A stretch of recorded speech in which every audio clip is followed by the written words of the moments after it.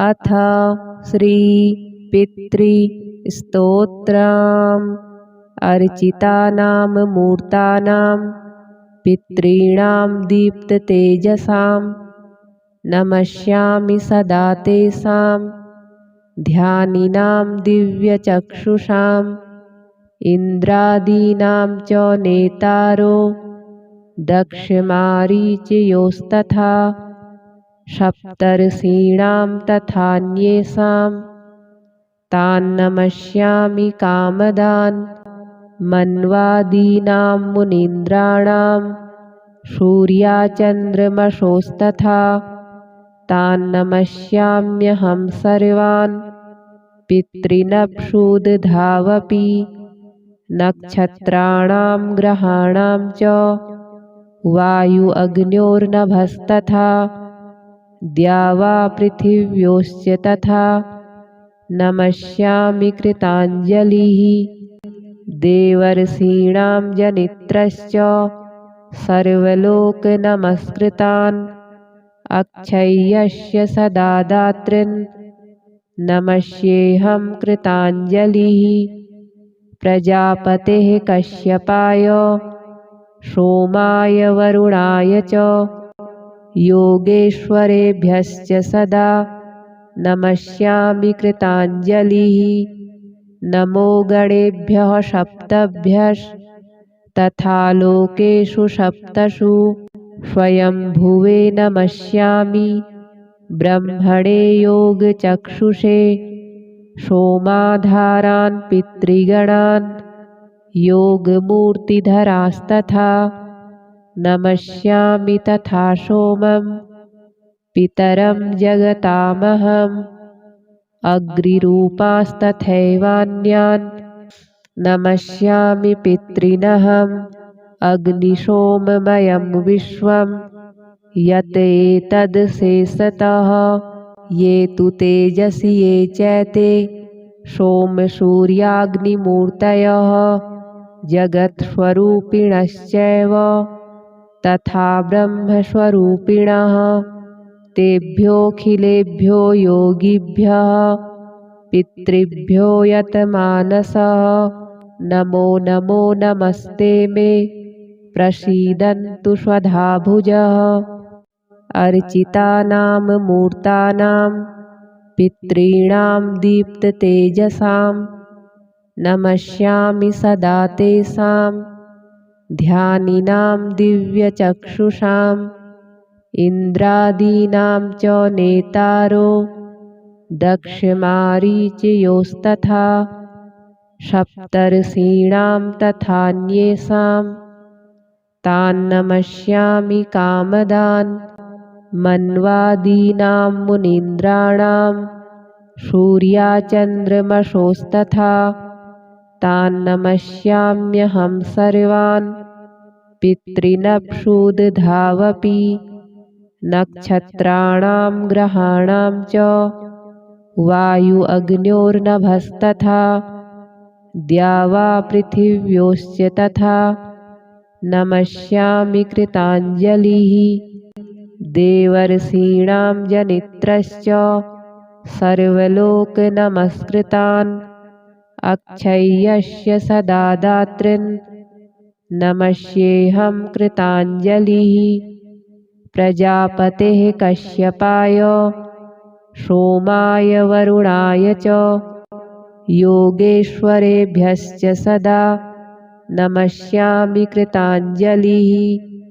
नमो गणेभ्यः सप्तभ्यस्तथा लोकेषु सप्तसु स्वयंभुवे नमस्यामि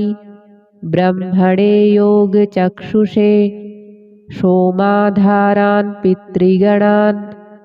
योगमूर्तिधरास्तथा नमस्यामि तथा सोमं पितरं जगतामहम् अग्निरूपास्तथैवान्यान् नमस्यामि पितॄनहम्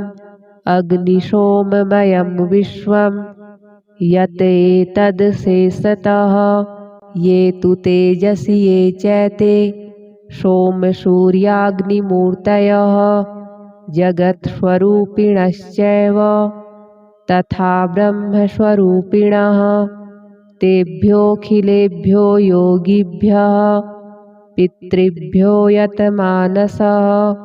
नमो नमो नमस्ते मे प्रसीदन्तु स्वधाभुजः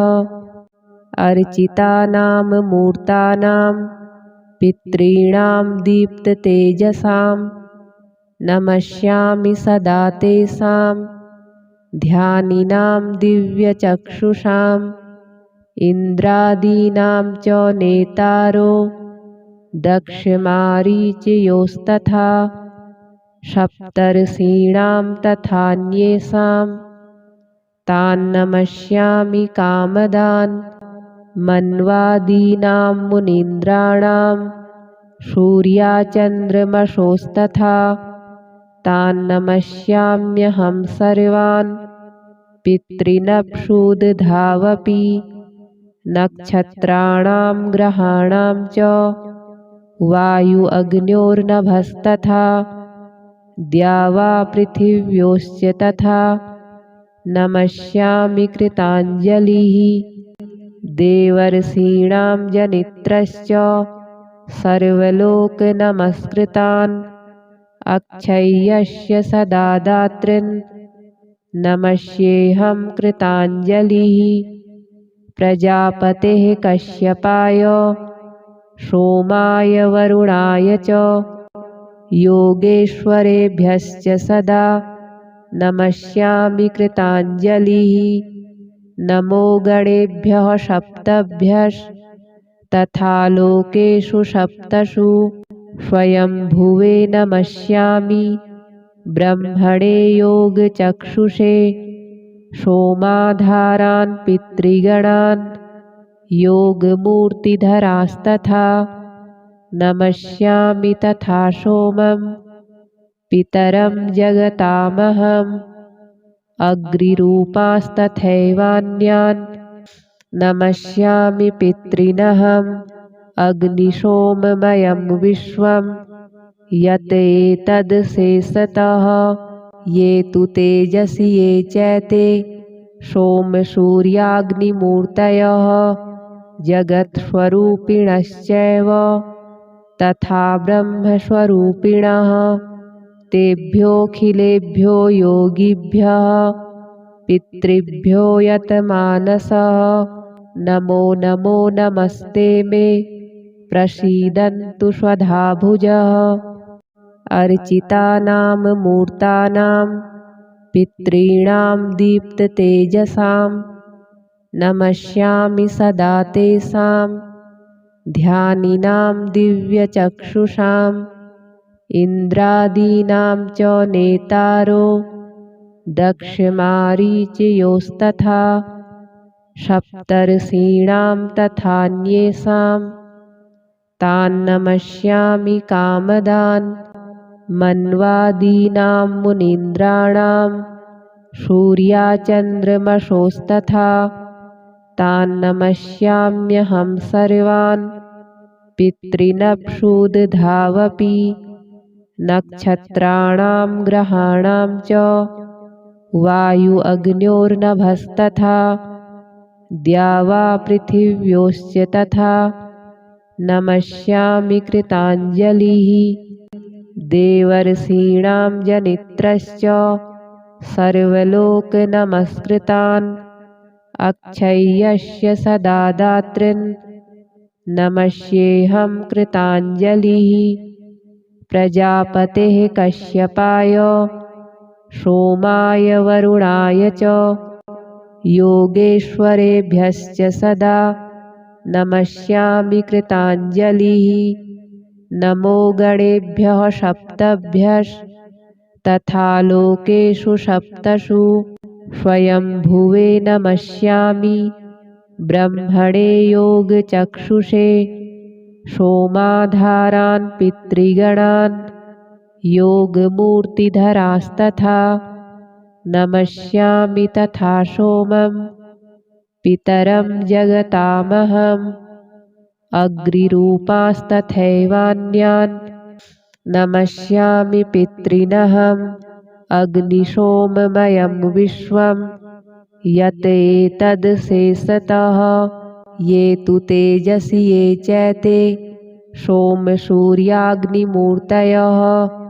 जगत्स्वरूपिणश्चैव तथा ब्रह्मस्वरूपिणः तेभ्योऽखिलेभ्यो योगिभ्यः पितृभ्यो यतमानसः नमो नमो नमस्ते मे प्रसीदन्तु स्वधाभुजः अर्चितानां मूर्तानां पितॄणां दीप्ततेजसां नमस्यामि सदा तेषां ध्यानिनां दिव्यचक्षुषाम् इन्द्रादीनां च नेतारो दक्षमारीचयोस्तथा सप्तर्षीणां तथान्येषां तान्नमस्यामि कामदान् मन्वादीनां मुनीन्द्राणां सूर्याचन्द्रमसोस्तथा तान्नमस्याम्यहं सर्वान् पितॄनप्सुदधावपि नक्षत्राणां ग्रहाणां च वायु अग्न्योर्नभस्तथा द्यावा पृथिव्योश्च तथा नमस्यामि कृताञ्जलिः देवर्षीणां जनित्रश्च सर्वलोकनमस्कृतान् अक्षय्यस्य सदा दातॄन् नमस्येऽहं कृताञ्जलिः प्रजापतेः कश्यपाय सोमाय वरुणाय च योगेश्वरेभ्यश्च सदा नमस्यामि कृताञ्जलिः नमो गणेभ्यः सप्तभ्यस्तथा लोकेषु सप्तषु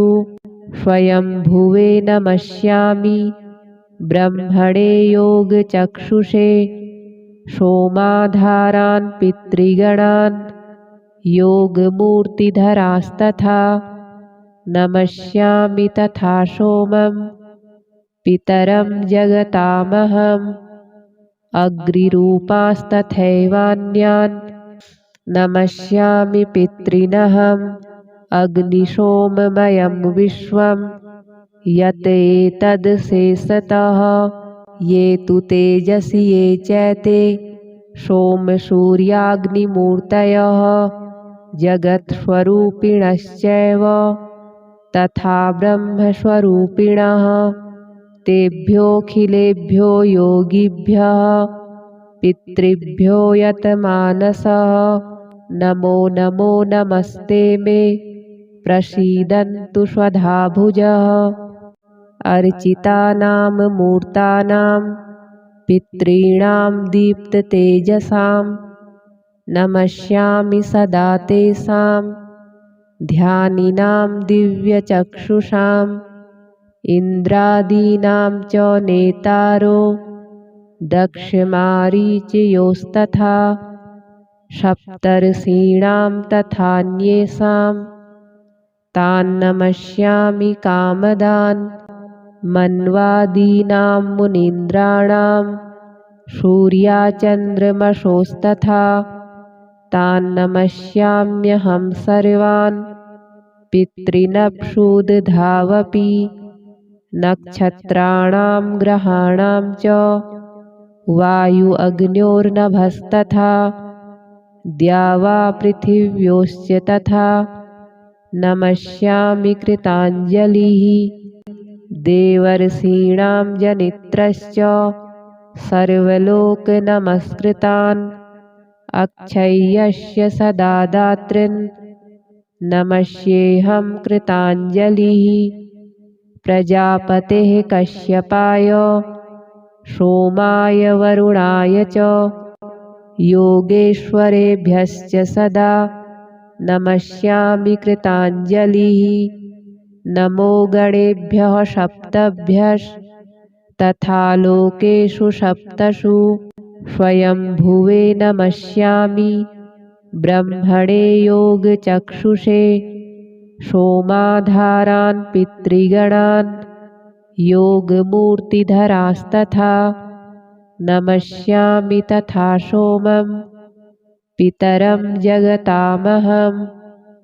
अग्निरूपास्तथैवान्यान् नमस्यामि पितॄनहम् अग्निशोममयं विश्वं यत् एतदशेषतः ये तु तेजसि ये चैते सोमसूर्याग्निमूर्तयः जगत्स्वरूपिणश्चैव तथा ब्रह्मस्वरूपिणः तेभ्योऽखिलेभ्यो योगिभ्यः पितृभ्यो यतमानसः नमो नमो नमस्ते मे प्रसीदन्तु स्वधाभुजः अर्चितानां मूर्तानां पितॄणां दीप्ततेजसां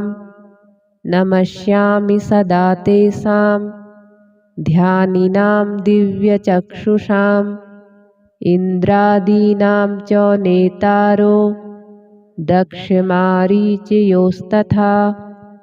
सप्तर्षीणां तथान्येषां तान्नमस्यामि कामदान् मन्वादीनां मुनीन्द्राणां सूर्याचन्द्रमसोस्तथा तान्नमस्याम्यहं सर्वान् पितॄनप्सुदधावपि नक्षत्राणां ग्रहाणां च वायु अग्न्योर्नभस्तथा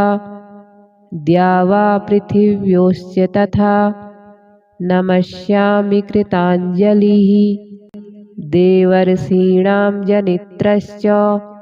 सर्वलोकनमस्कृतान् अक्षय्यस्य सदा दातॄन् नमस्येऽहं कृताञ्जलिः प्रजापतेः कश्यपाय सोमाय वरुणाय च योगेश्वरेभ्यश्च सदा नमस्यामि कृताञ्जलिः नमो गणेभ्यः सप्तभ्यस्तथा लोकेषु सप्तषु स्वयंभुवे नमस्यामि ब्रह्मणे योगचक्षुषे सोमाधारान् पितृगणान् योगमूर्तिधरास्तथा नमस्यामि तथा सोमं पितरं जगतामहम् अग्निरूपास्तथैवान्यान् नमस्यामि पितॄनहम् अग्निशोममयं विश्वं यत् एतदशेषतः ये तु तेजसि ये चैते सोमसूर्याग्निमूर्तयः जगत्स्वरूपिणश्चैव तथा ब्रह्मस्वरूपिणः तेभ्योऽखिलेभ्यो योगिभ्यः पितृभ्यो यतमानसः नमो नमो नमस्ते मे प्रसीदन्तु स्वधाभुजः अर्चितानां मूर्तानां पितॄणां दीप्ततेजसां नमस्यामि सदा तेषां ध्यानिनां दिव्यचक्षुषाम् इन्द्रादीनां च नेतारो दक्षमारीचयोस्तथा सप्तर्षीणां तथान्येषां तान्नमस्यामि कामदान् मन्वादीनां मुनीन्द्राणां सूर्याचन्द्रमसोस्तथा तान्नमस्याम्यहं सर्वान् पितॄनप्सुदधावपि नक्षत्राणां ग्रहाणां च वायु अग्न्योर्नभस्तथा द्यावा पृथिव्योश्च तथा नमस्यामि कृताञ्जलिः देवर्षीणां जनित्रश्च सर्वलोकनमस्कृतान् अक्षय्यस्य सदा दातॄन् नमस्येऽहं कृताञ्जलिः प्रजापतेः कश्यपाय सोमाय वरुणाय च योगेश्वरेभ्यश्च सदा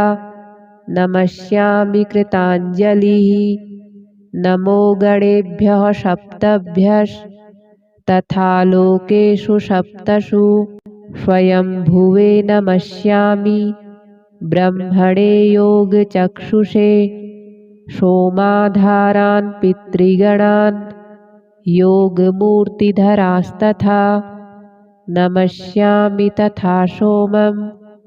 पितरं जगतामहम् अग्निरूपास्तथैवान्यान्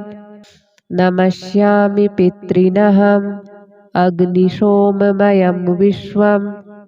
यत् एतदशेषतः ये तु तेजसि ये चैते सोमसूर्याग्निमूर्तयः जगत्स्वरूपिणश्चैव तथा ब्रह्मस्वरूपिणः तेभ्योऽखिलेभ्यो योगिभ्यः पितृभ्यो यतमानसः नमो नमो नमस्ते मे प्रसीदन्तु स्वधाभुजः अर्चितानां मूर्तानां पितॄणां दीप्ततेजसां नमस्यामि सदा तेषां ध्यानिनां दिव्यचक्षुषाम् इन्द्रादीनां च नेतारो दक्षमारीचयोस्तथा सप्तर्षीणां तथान्येषां तान्नमस्यामि कामदान् मन्वादीनां मुनीन्द्राणां सूर्याचन्द्रमसोस्तथा तान्नमस्याम्यहं सर्वान् पितॄनप्सुदधावपि नक्षत्राणां ग्रहाणां च वायु अग्न्योर्नभस्तथा द्यावा पृथिव्योश्च तथा नमस्यामि कृताञ्जलिः देवर्षीणां जनित्रश्च सर्वलोकनमस्कृतान् अक्षय्यस्य सदा दातॄन् नमस्येऽहं कृताञ्जलिः प्रजापतेः कश्यपाय सोमाय वरुणाय च योगेश्वरेभ्यश्च सदा नमस्यामि कृताञ्जलिः नमो गणेभ्यः सप्तभ्यस्तथा लोकेषु सप्तषु स्वयंभुवे नमस्यामि ब्रह्मणे योगचक्षुषे सोमाधारान् पितृगणान् योगमूर्तिधरास्तथा नमस्यामि तथा सोमं पितरं जगतामहम् अग्निरूपास्तथैवान्यान् नमस्यामि पितॄनहम् अग्निशोममयं विश्वं यत् एतदशेषतः ये तु तेजसि ये चैते सोमसूर्याग्निमूर्तयः जगत्स्वरूपिणश्चैव तथा ब्रह्मस्वरूपिणः तेभ्योऽखिलेभ्यो योगिभ्यः पितृभ्यो यतमानसः नमो नमो नमस्ते मे प्रसीदन्तु स्वधाभुजः अर्चितानां मूर्तानां पितॄणां दीप्ततेजसां नमस्यामि सदा तेषां ध्यानिनां दिव्यचक्षुषाम् इन्द्रादीनां च नेतारो दक्षमारीचयोस्तथा सप्तर्षीणां तथान्येषां तान्नमस्यामि कामदान् मन्वादीनां मुनीन्द्राणां सूर्याचन्द्रमसोस्तथा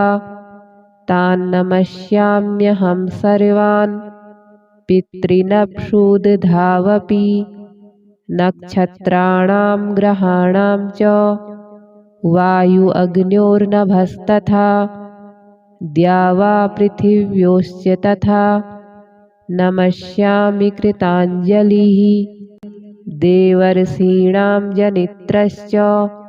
सर्वलोकनमस्कृतान् अक्षय्यस्य सदा दातॄन् नमस्येऽहं कृताञ्जलिः प्रजापतेः कश्यपाय सोमाय वरुणाय च योगेश्वरेभ्यश्च सदा नमस्यामि कृताञ्जलिः। नमो गणेभ्यः सप्तभ्यस्तथा लोकेषु सप्तषु स्वयंभुवे नमस्यामि ब्रह्मणे योगचक्षुषे सोमाधारान् पितृगणान् योगमूर्तिधरास्तथा नमस्यामि तथा सोमं पितरं जगतामहम् अग्निरूपास्तथैवान्यान् नमस्यामि पितॄनहम् अग्निशोममयं विश्वं यत् एतदशेषतः ये तु तेजसि ये चैते सोमसूर्याग्निमूर्तयः जगत्स्वरूपिणश्चैव तथा ब्रह्मस्वरूपिणः तेभ्योऽखिलेभ्यो योगिभ्यः पितृभ्यो यतमानसः नमो नमो नमस्ते मे प्रसीदन्तु स्वधाभुजः। अर्चितानां मूर्तानां पितॄणां दीप्ततेजसां नमस्यामि सदा तेषां ध्यानिनां दिव्यचक्षुषाम् इन्द्रादीनां च नेतारो दक्षमारीचयोस्तथा सप्तर्षीणां तथान्येषां तान्नमस्यामि कामदान् मन्वादीनां मुनीन्द्राणां सूर्याचन्द्रमसोस्तथा तान्नमस्याम्यहं सर्वान् पितॄनप्सुदधावपि नक्षत्राणां ग्रहाणां च वायु अग्न्योर्नभस्तथा द्यावा पृथिव्योश्च तथा नमस्यामि कृताञ्जलिः। देवर्षीणां जनित्रश्च सर्वलोकनमस्कृतान् अक्षय्यस्य सदा दातॄन् नमस्येऽहं कृताञ्जलिः। प्रजापतेः कश्यपाय सोमाय वरुणाय च योगेश्वरेभ्यश्च सदा नमस्यामि कृताञ्जलिः। नमो गणेभ्यः सप्तभ्यस्तथा लोकेषु सप्तषु स्वयंभुवे नमस्यामि ब्रह्मणे योगचक्षुषे सोमाधारान् पितृगणान् योगमूर्तिधरास्तथा नमस्यामि तथा सोमं पितरं जगतामहम् अग्निरूपास्तथैवान्यान् नमस्यामि पितॄनहम् अग्निशोममयं विश्वं यत् एतदशेषतः ये तु तेजसि ये चैते सोमसूर्याग्निमूर्तयः जगत्स्वरूपिणश्चैव तथा ब्रह्मस्वरूपिणः तेभ्योऽखिलेभ्यो योगिभ्यः पितृभ्यो यतमानसः नमो नमो नमस्ते मे प्रसीदन्तु स्वधाभुजः।